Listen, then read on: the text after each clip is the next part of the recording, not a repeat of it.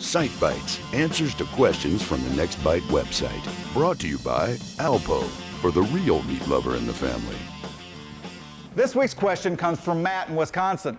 Now, Matt says that he knows a lot more walleye fishermen are using plastic bodies on their jigs.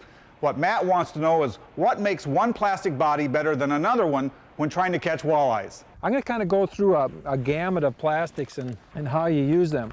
There are times if, let's say, you're going to a Canadian fishing trip, you can use a little grub body, like a twister tail style body on a jig all by itself, and it'll catch walleyes very effectively. Other times on a river system, actually this type of a grub body here on a river system works really, really well. You tip it with live bait too, so it's a combo package there. You have live bait and plastics. There are also times where you go straight to the live bait imitating plastics. Like we have a little crawler here, a 6-inch crawler. Use it with jigs. If you pinch it in half, you can thread on half the crawler with the jig. Otherwise, many other times you can use them on spinners, or sometimes even hook them through the nose and fish them by themselves. The difference between a walleye plastic and a bass plastic is a walleye plastic is very, very limber, okay? For some reason, walleyes like that flipping action, and many of the bass plastics are too stiff for that. So you want to watch for plastic baits that are very, very limber.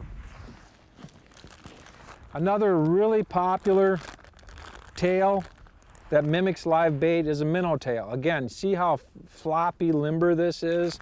I like to use the ones with black backs and white bottoms, or all white. I don't like the colored ones as much. If I do use a colored one, it'll usually be one that has a chartreuse top to it. So these are also very effective on the ends of jigs.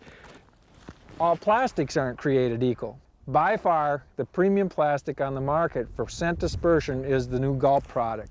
This is a water-soluble plastic tail, so we can't even really call it a plastic. The one thing that I'm going to warn you about if you get Gulp is it's got a Ziploc bag. Make sure you close the bag every time, because being water-soluble, this is a very limber plastic, or a very limber material, but it also will dry out. So if you leave this on your front deck all day long, it's going to shrivel up and dry out. So you have to take more care with these, but they also have 400 times the scent dispersion of a regular plastic tail. I can tell you where that makes the difference. As long as the action is right, the fish will come up and bite it. But if he thinks that it's fake, he's going to let it go right away. With this Gulp product, it tastes real to them, and so they hold on to it longer, long enough in most cases that you'll have a reaction time to be able to set the hook. Where it works better than live bait is in areas where you're getting a lot of panfish bites. They can't peck this off like a real night crawler. The other place where they work better than live bait, much better than live bait, is anytime you have any numbers of fish, because I'm not constantly changing my bait all the time. And a third area where it works better than live bait is when you're getting a lot of snags. This stuff doesn't come off as fast as real night crawlers.